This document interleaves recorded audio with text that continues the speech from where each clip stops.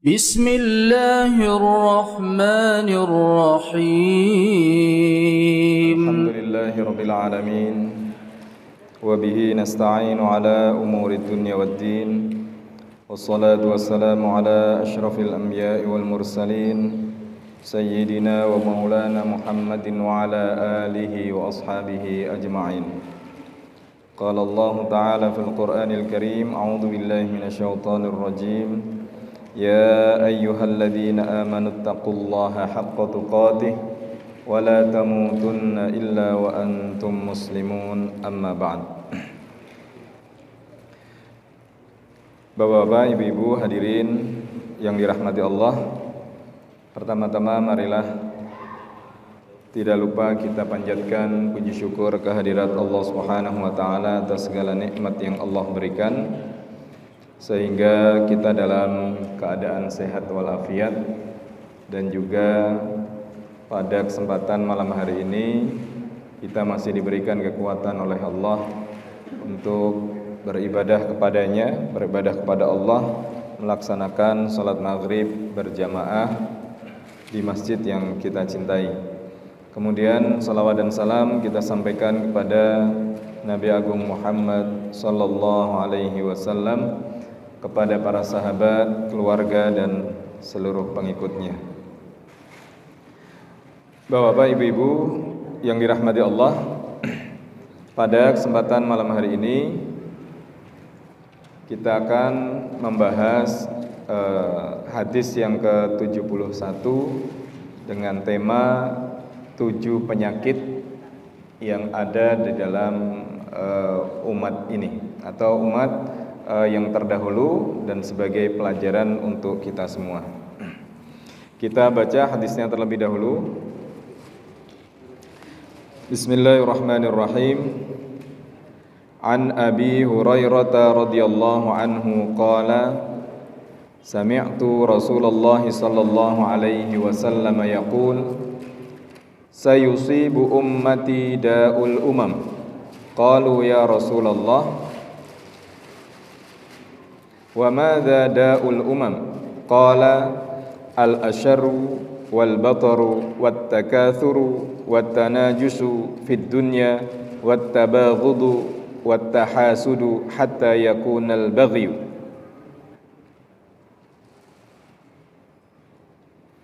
Yang artinya, hadis ini diriwayatkan dari sahabat Abu Hurairah radhiyallahu anhu. Ia berkata, aku mendengar Rasulullah sallallahu alaihi wasallam bersabda, umatku akan terjangkiti penyakit umat-umat terdahulu. Maka mereka bertanya, itu ada yang kurang. Maka mereka bertanya, wahai Rasulullah, apa penyakit umat-umat terdahulu? Rasulullah bersabda, kufur nikmat, sombong, menumpuk harta, dan menghasut dalam masalah dunia, saling membenci, saling iri hati, sehingga ia menjadi orang yang melampaui batas. Hadis riwayat At-Tabrani dalam Mu'jam Al-Awsat, kemudian Al-Hakim dalam Al-Mustadrak, kemudian Al-Iraqi dalam Takhrij Al-Ihya. Beliau mengatakan sanad hadis ini baik. Kemudian Al-Haythami dalam Majma' Az-Zawaid mengatakan bahwasanya di dalam sanadnya terdapat salah seorang rawi, yaitu Abu Sa'id Al-Ghifari, bahwasanya tidak ada yang meriwayatkan hadis darinya selain Humaid bin Hani. Dan Syekh Al-Albani di dalam bukunya Sahihul Jami' mengatakan bahwasanya hadis ini hasan. Hadirin yang dirahmati Allah, dalam sabdanya Rasulullah sallallahu alaihi wasallam menyampaikan bahwasanya penyakit manusia atau sebuah komunitas atau umat atau bangsa itu sama, hanya pelakunya yang berbeda.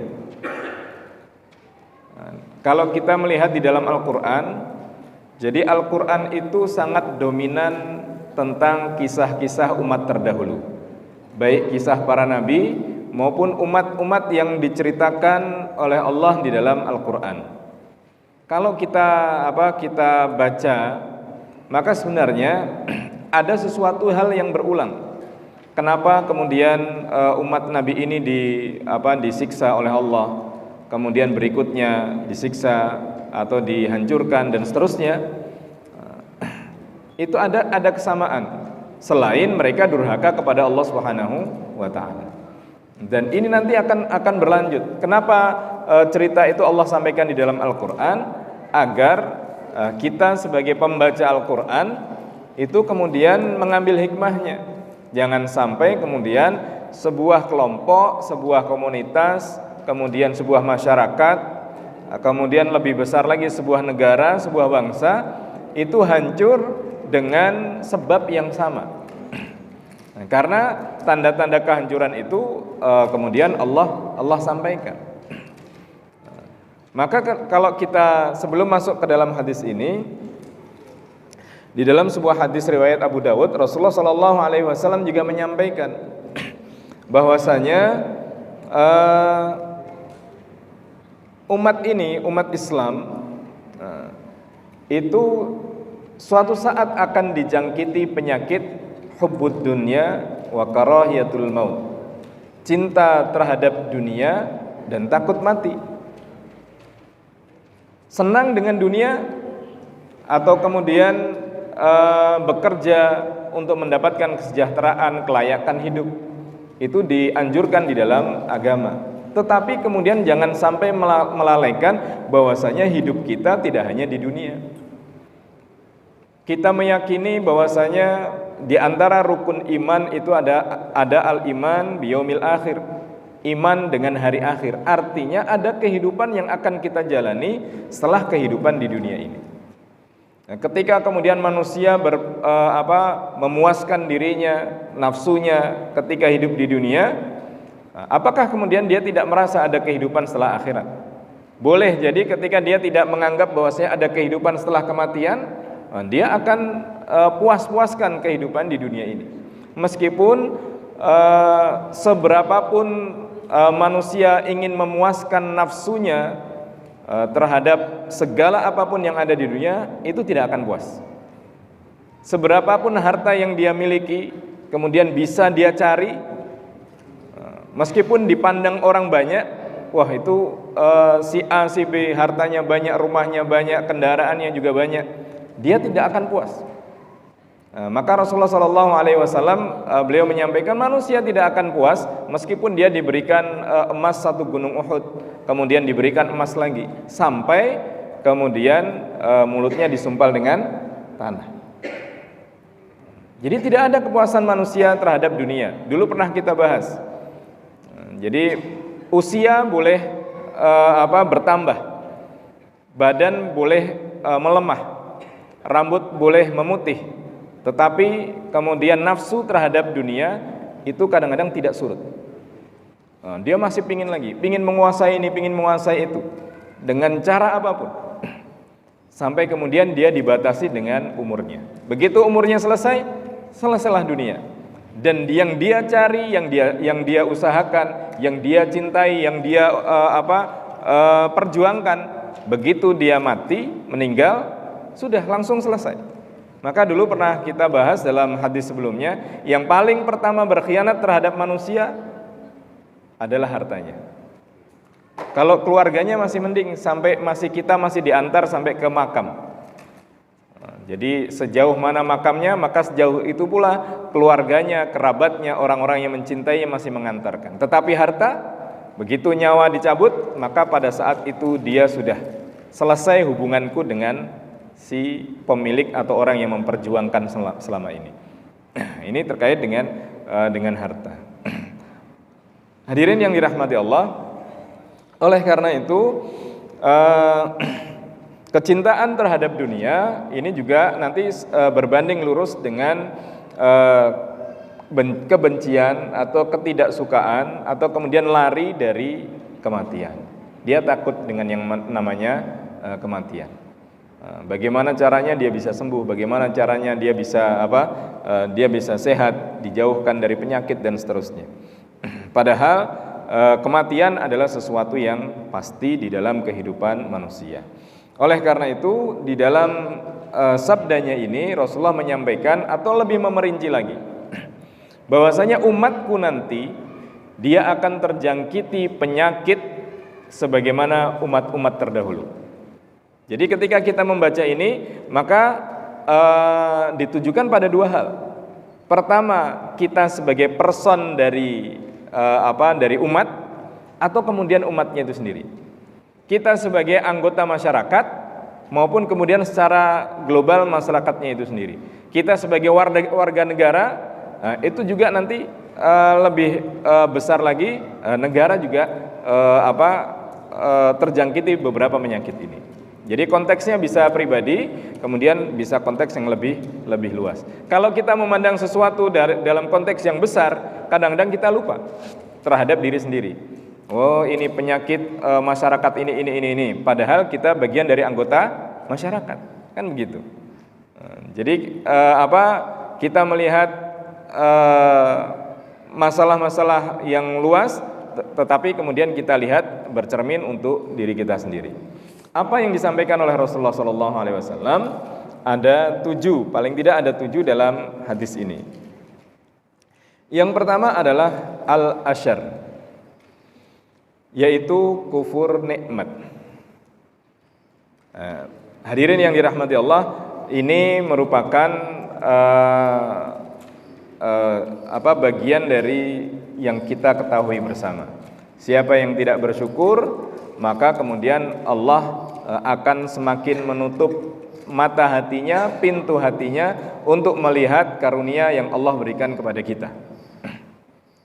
Kalau dalam firman-Nya yang lain yang sering disampaikan, la in syakartum la azidannakum wa la in kafartum inna adzabi lasyadid. Jika kalian bersyukur, la azidannakum, sungguh aku akan menambah nikmat untuk kalian. Itu kalau kita kupas secara bahasa itu luar biasa, karena menggunakan penguat takkid beberapa kali. Jadi jika kalian bersyukur, maka sungguh pasti Allah akan menambah nikmat. Menambah nikmat bisa secara kuantitas. Jadi semakin bertambah.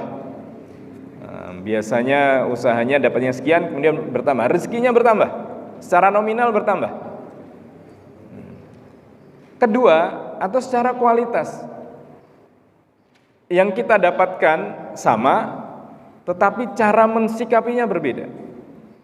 Mungkin kita menganggap bahwasanya yang nikmat yang Allah berikan itu secara materi, tetapi kemudian Allah berikan yang non materi.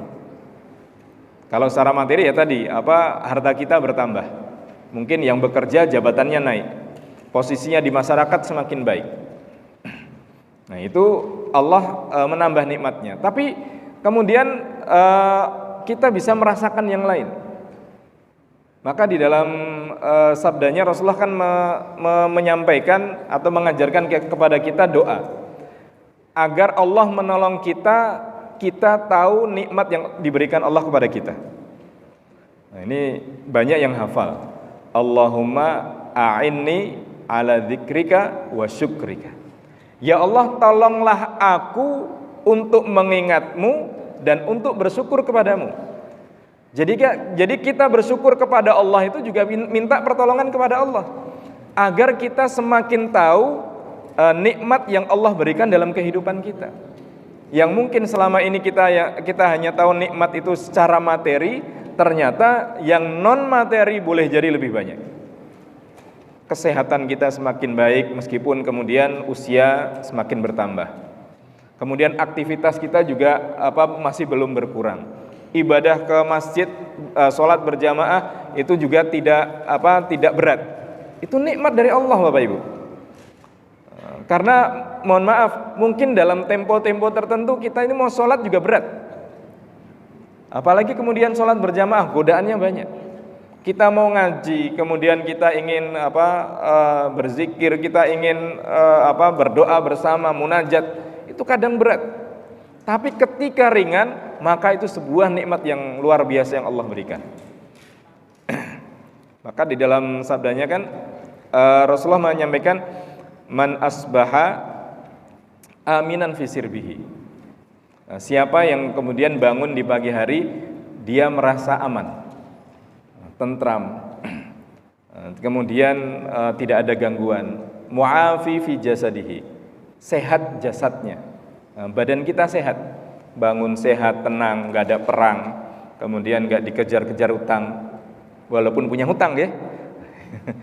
Itu penting itu. Jadi kita harus bersyukur kepada orang yang meminjami kita. Dia nggak ngejar-ngejar, tapi ya kita yang punya hutang juga harus sadar diri. Wah, rak ditagih. Bukannya nggak ditagih terus rak bayarnya bulan depan, tidak. Nah, itu sebuah nikmat dari Allah. Nah, kita bisa makan dengan enak, nikmat dari Allah. Coba kalau kemudian Allah uji kita dengan gigi yang sakit, kemudian indera perasa kita berkurang. Ada dulu kami punya saudara itu sebelum meninggal kurang lebih 3 atau 4 tahun itu makan apapun nggak ada rasanya, sama sekali nggak ada rasanya. Dia hanya tahu rasa bahwasanya yang dimakan itu bermasalah kalau kemudian perutnya bermasalah. Oh, berarti yang saya makan kalau nggak pedas kecut.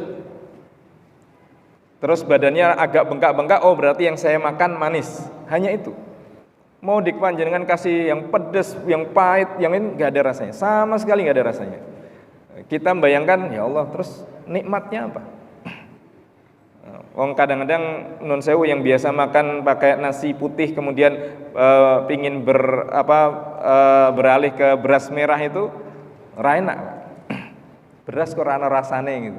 Balik lagi beras yang putih.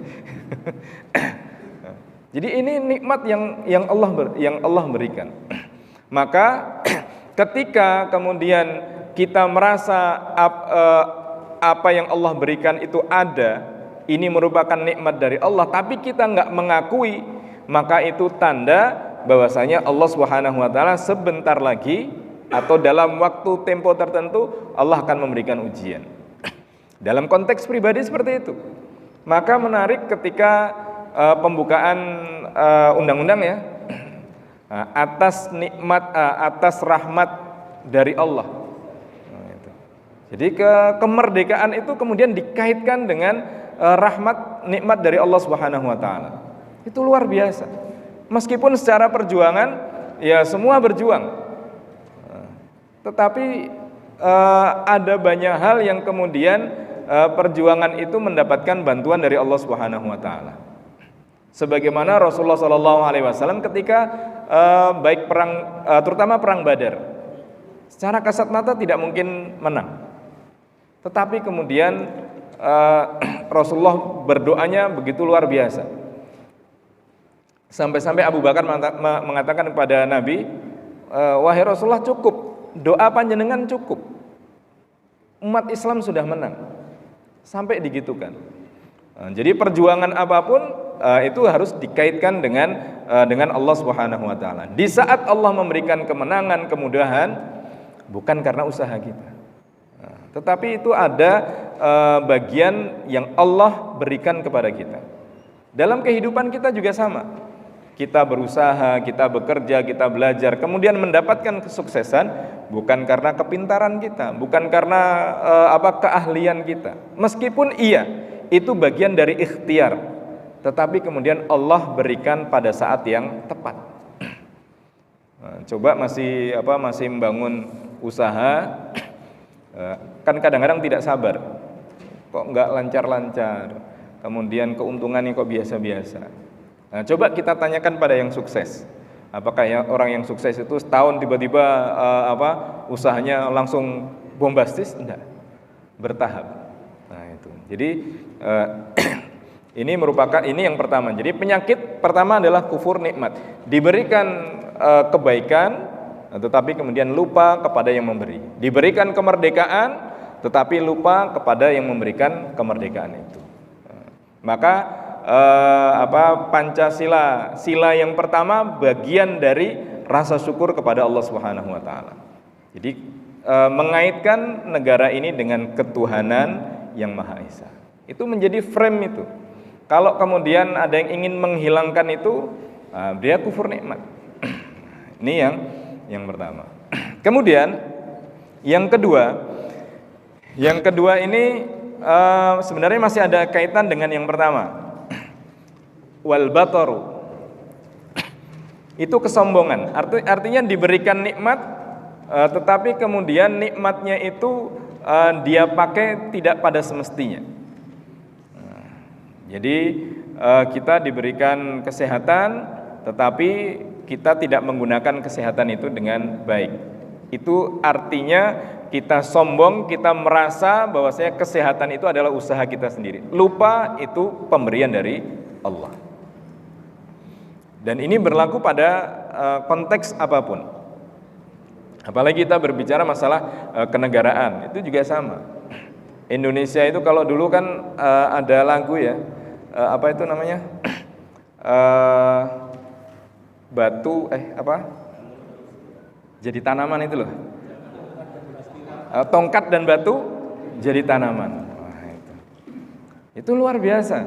Kalau panjenengan tidak pernah keluar negeri, itu melihat Indonesia biasa-biasa. Tapi begitu pernah keluar negeri, apalagi ke Arab itu, begitu melihat Indonesia itu luar biasa. Di sana apa-apa sulit. Maka kemudian kenapa Allah turunkan para nabi di tempat itu luar biasa. Menghadapi masyarakat yang tidak punya tata krama. Di Indonesia tata krama sudah tertata sejak lama.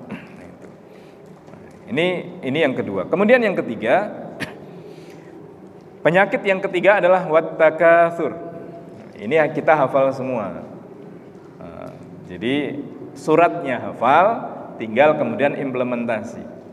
Yaitu surat At-Takatsur. A'udzubillahi minasyaitonirrajim. Bismillahirrahmanirrahim. Alhaakumut takatsur hatta zurtumul maqabir. Nah, itu. Alhaakumut takatsur. Celaka kalian karena at-takatsur. At-takatsur ini kalau di Quran terjemah juga diartikan menumpuk harta. At-takatsur ini kalau kita artikan letterlek itu, at-takatsur itu saling berbanyak-banyak. Bangga dengan banyak, ya banyak apapun yang kita miliki. Maka banyak harta, jadi bangga dengan banyaknya harta, bangga dengan banyaknya keluarga, anak, bangga dengan banyaknya keturunan, bangga dengan banyaknya teman-teman atau kelompok.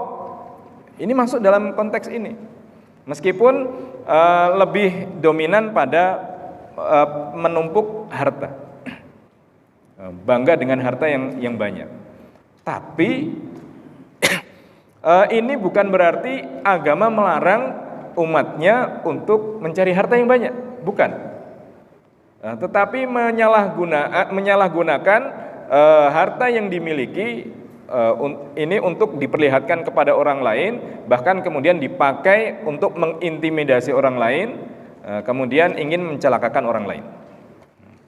Maka di sini kalau kemudian kebanggaan ini tidak diikuti dengan komitmen, maka masuk dalam kategori ini at-takatsur. Alhaakumut takatsur. Celaka. Orang yang menumpuk hartanya, berbangga dengan keluarganya, dengan keturunannya, berbangga dengan apapun yang kemudian dia miliki. Apalagi kemudian bangga sama kelompoknya. Ini nanti masuk ke dalam masalah ta'assub. Jadi masalah kebanggaan dengan kelompok. Boleh kita bangga dengan kelompok kita, tetapi kemudian jangan sampai buta terhadap kesalahan yang dilakukan. Karena tidak ada semua apapun di dunia ini yang lepas dari kesalahan. Maka kesalahan ketika kita mengikuti kelompok tertentu, benar salah kemudian diikuti. Benar ya harus diikuti, salah ya kemudian harus diperbaiki. Karena kebenaran itulah yang kemudian memang harus diperjuangkan. Ada sebuah ungkapan, duru ma'al haq haitsu daro. Berputarlah kalian dengan kebenaran di mana kebenaran itu berputar. Nah, jangan sampai kemudian kita melihat kebenaran yang sesuai dengan versi kita. Kemudian ketika salah ya kemudian tetap kita ikuti. Tidak boleh seperti itu. Nah, benar ya benar, salah ya kemudian harus dikatakan salah. Kemudian yang keempat, wat tanajus. Tanajus ini hasud, beda dengan hasad. At-tanajus ini menghasut orang agar orang itu kemudian mendapatkan kerugian. Kalau dalam jual beli itu begini, Pak. Istilahnya apa ya? Jadi ada orang jualan, kemudian ada orang yang beli. Misalnya orang jual HP. HP-nya berapa harganya? 1 juta. Dibilang 1 juta. Orang yang beli tadi sangat butuh. Begitu dia mau beli, ada orang lain datang. Saya beli 1,5 juta. Karena orang ini takut dia sangat perlu sama HP ini, kemudian takut dibeli orang tadi, dia naikkan. Ya udah 2 juta. Orang ini lagi, orang lain mungkin datang, oh 2,5 juta. Padahal orang lain ini teman-temannya. Sehingga orang kemudian dia membeli sesuatu dengan harga yang lebih tinggi karena hasutan orang. Bukan dalam konteks lelang gitu. Kalau dulu saya mendapatkan cerita ini terjadi di salah satu kota, salah seorang pengusaha batik, Pak. Jadi toko batiknya ini luar biasa lah, maju. Sampai akhirnya ada orang yang iri.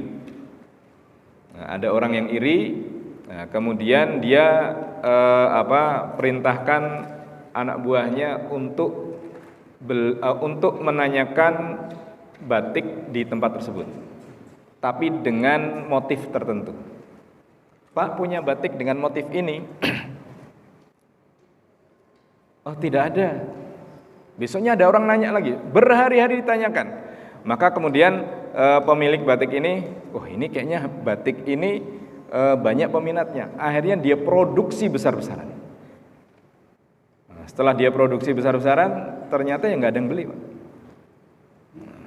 Jadi akhirnya toko batik itu, pengusaha itu kemudian bangkrut gara-gara dia terprovokasi dengan banyaknya orang yang beli yang ternyata bukan pembeli, tetapi itu dari saingannya.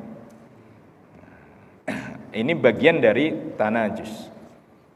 Jadi menghasut orang untuk kepentingan pribadi, untuk merugikan orang lain. Ini kemudian kalau dalam konteks jual beli ada yang seperti itu. Ini sebenarnya dan negara tidak bisa mengendalikan misalnya. Ini masyarakat yang rugi. Pernah terjadi nggak? Pernah. APD, masker. Sekarang masker berapa? 1 dus 15.000. Awal-awal pandemi 100.000. Itu pun nggak ada di mana-mana. Dicari di mall nggak ada, di apotek nggak ada. Sudah diborong semua. Begitu orang produksi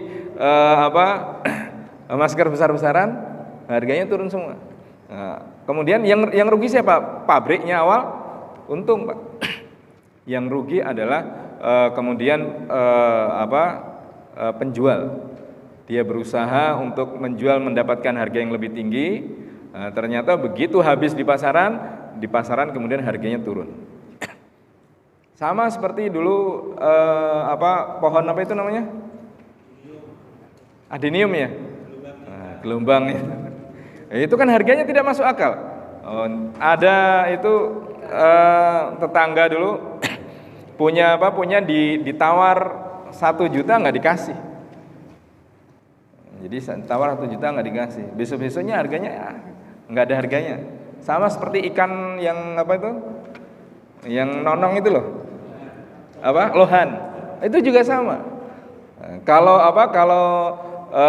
ikan arwana stabil dari dulu ya seperti itu. Lohan, wah itu masya Allah luar biasa. Begitu orang kemudian cari itu, harganya nggak ada lagi, hilang sampai sekarang nggak ada. Akik sama, sampai akhirnya orang beli akik biar dijual lagi untung. Begitu orang banyak kulaan mau dijual, udah nggak ini lagi, sudah nggak ada orang sudah nggak musim akik.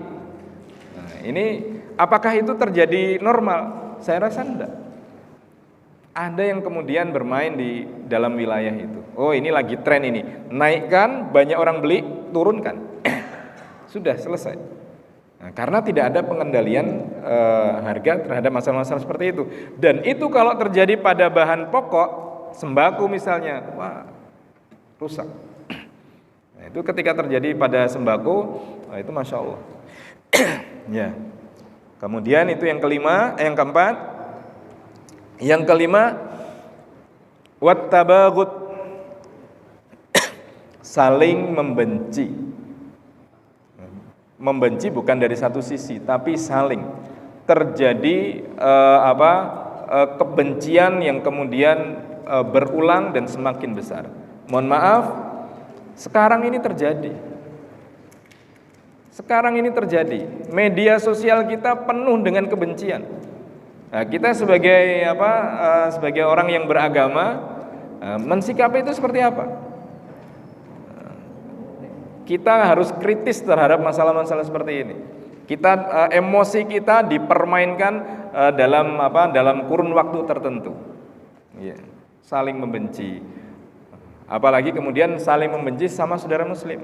Padahal kata di dalam Al-Qur'an ruhama bainahum. Kalian harus saling menyayangi. Innamal mu'minuna ikhwah.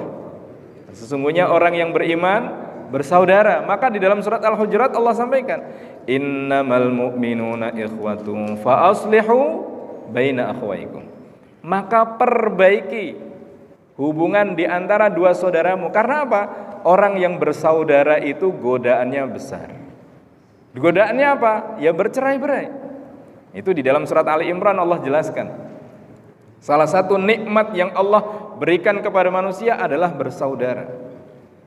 Maka hati-hati ketika hatimu sudah tertaut satu dengan yang lain, maka setan akan bermain untuk memisahkan kalian. Maka kalau di dalam surat Al-Baqarah kaitannya sama bagaimana Harut dan Marut memisahkan manusia, tidak hanya suami istri, orang yang bersaudara kemudian dipecah belah, akhirnya saling membenci. Nah, ini penyakit. Kalau dalam sebuah negara, dalam sebuah komunitas, dalam sebuah masyarakat, anggota masyarakat saling membenci, saling curiga, ya sudah. Kepada siapa harus percaya? Nah, kalau ada orang seperti itu, apakah kemudian kita ikut-ikut seperti itu? Kan pertanyaan begitu. Dia kan kemudian melontarkan kebencian. Apakah kemudian kita membalas dengan yang sama? Kan tidak. Jadi memang hal ini berat, tetapi mau tidak mau ajaran Islam memang seperti itu. Dan Rasulullah SAW mengajarkan hal ini selama bertahun-tahun kepada sahabatnya. Ketika di Madinah Muhajirin dan Ansor sudah disatukan, suatu ketika ada orang Muhajirin dan Ansor ini sedang ribut. Begitu ribut, orang Ansor ini manggil orang Ansor, wahai orang Ansor, saya disakiti orang Muhajirin. Orang Muhajirin juga bilang, wahai orang Muhajirin, saya disakiti oleh orang Ansor. Hampir ribut, disampaikan kepada Rasulullah SAW. Kemudian Rasulullah datang. Kalian adalah di dalam diri kalian masih ada benih-benih jahiliyah. Jadi benih jahiliyah sudah disatukan dengan keimanan, dengan Islam, tetapi hanya masalah pribadi itu kemudian menghancurkan segalanya. Nauzubillahi min zalik, kalau kemudian dalam satu masjid kan terjadi seperti itu. Dan ini terjadi pada masa Nabi. Akhirnya ada masjid Dirar yang Allah ceritakan di dalam surat At-Taubah. Ya. Itu yang ke-5. Yang ke-6, wattahasud, saling iri hati. Melihat orang lain Sukses baik, tidak senang. Jadi hal ini ya dalam konteks apapun lah. Ketika kemudian kita tidak senang dengan kebaikan, padahal kebaikan itu kan untuk kembali kepada masyarakat juga, kembali dalam skup yang lebih luas. Ketika ini terjadi, maka orang-orang pintar itu akhirnya dia tidak mau menunjukkan kepintarannya. Ngapain? Kalau saya seperti ini, paling nanti juga ada orang nggak senang. Akhirnya terjadi pengkebirian dalam masalah intelektual misalnya. Dan kemudian pengembangan ilmu pengetahuan akhirnya seperti itu. Kemudian yang terakhir, Bapak Ibu yang dirahmati Allah, hatta yakunal baghyu. Kalau beberapa 6 hal di atas itu terjadi, maka yang akan terjadi adalah al-baghyu, melampaui batas. Maka akan terjadi kesewenang-wenangan, maka akan terjadi kezoliman, dan itu akan semakin merusakkan tatanan di dalam masyarakat. Nah, itu kalau ini hadis ini kita kupas melalui surat Al-Hujurat, setelah innamal mu'minuna ikhwah dan seterusnya beberapa ayat berikutnya, itu akan semakin menarik. Karena keutuhan sebuah masyarakat, kemudian sebuah komunitas, sebuah kelompok, itu salah satu syaratnya adalah tidak saling membenci dan kemudian tidak saling curiga terhadap sesama anggota masyarakat. Hadirin yang dirahmati Allah, saya rasa ini yang dapat kami sampaikan. Monggo ini kita terapkan dalam kehidupan kita secara pribadi, dalam keluarga, kemudian dalam kerabat-kerabat kita, dalam masyarakat. Insya Allah kalau hal-hal seperti ini jauh dari diri kita, maka kita sudah memberikan sumbangsih yang terbaik untuk masyarakat kita dan tentunya untuk negara kita agar lebih baik lagi ke depannya. Wallahu a'lam.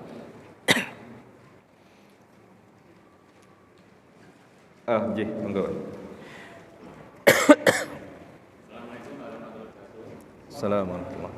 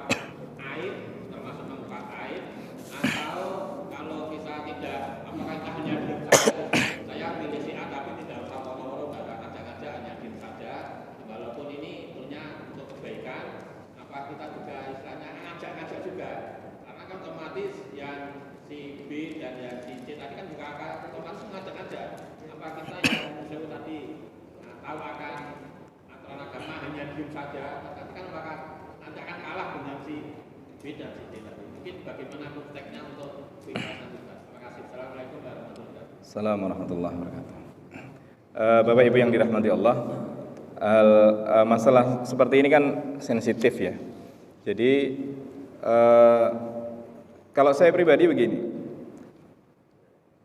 jangan sampai kemudian aib itu aib pribadi kemudian terungkap atau kita menyebarluaskan aib pribadi. Kalau yang dikritisi dari sisi kemampuan, kapasitas, kapabilitas, silahkan. Oh, program-programnya seperti ini, kapasitasnya seperti ini, boleh. Tapi kalau kemudian sudah masalah pribadi, maka ini masuk dalam mengungkap aib orang lain. Jelas itu dalam agama nggak boleh. Bully itu kan cenderung pada ini ya, masalah pribadi. Jadi masalah pribadi selama tidak ada yang mengungkap, maka tidak boleh diungkap. Tapi kalau kemudian dia mengungkapkan dirinya sendiri, maka cukup tanpa kemudian harus diperlebar lagi. Itu nanti akhirnya menjadi tidak objektif lagi. Jadi menjadi tidak objektif, sangat subjektif masalah seperti itu. Jadi kalau kita ingin adil, jangan sampai kemudian membenci atau kemudian menjelekkan secara pribadi. Kita lihat programnya seperti apa. Mungkin alasan kita begini, loh yang lain aja menjelek-jelekkan. Maka sekali lagi seperti tadi saya sampaikan, kalau kita membalas dengan yang sama, apa bedanya kita ngaji dengan tidak ngaji? Kan begitu, Pak. Jadi kalau kita ingin membalas, kita membalas dengan yang real, kemudian yang ada datanya, kemudian yang ada buktinya. Kalau tidak ada, semua asumsi. Kalau memang kita punya datanya dan kemudian bisa dipertanggungjawabkan, tidak apa-apa. Tapi kadang-kadang kalau kemudian yang muncul itu akhirnya kompetisinya bukan karena kemampuan, tetapi kemudian lebih pada masalah-masalah pribadi tadi. Nah sekarang ya kita harus lebih bijak dalam masalah ini. Ya sebutkan saja kemudian kelebihan-kelebihannya tanpa kemudian memperlihatkan keburukan orang lain. Kalau misalnya lawannya, ya kita sebutkan saja kegagalannya misalnya, itu bisa. Tapi kemudian kalau sudah masuk pada ranah pribadi, kita harus lebih hati-hati dalam masalah ini. Memperingatkan orang lain boleh, tetapi mengulang-ulang, bahkan kemudian dengan kata-kata yang semakin menjerumuskan, nah ini menjadi tidak bijak. Saya rasa mungkin yang bisa saya jawab seperti itu. Bapak-bapak yang ibu-ibu yang dirahmati Allah, mohon maaf kalau ada hal-hal yang kurang berkenan. Assalamualaikum warahmatullahi wabarakatuh.